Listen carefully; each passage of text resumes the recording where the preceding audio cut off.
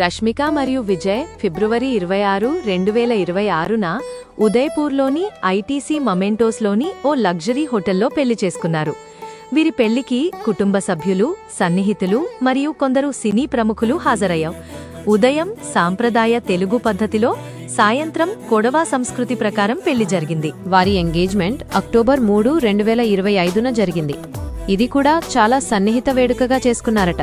రష్మిక మరియు విజయ్ పెళ్లిపై అభిమానులు మరియు సినీ వర్గాల నుండి చాలా సానుకూల స్పందన వచ్చింది. చాలా మంది ఈ జంటకు శుభాకాంక్షలు తెలిపారు. అయితే కొందరు వారి పెళ్లి గురించి ఆశ్చర్యం కూడా వ్యక్తం చేశారు. మొత్తం మీద ఇది ఒక సంతోషకరమైన వార్తగానే చెప్పవచ్చు.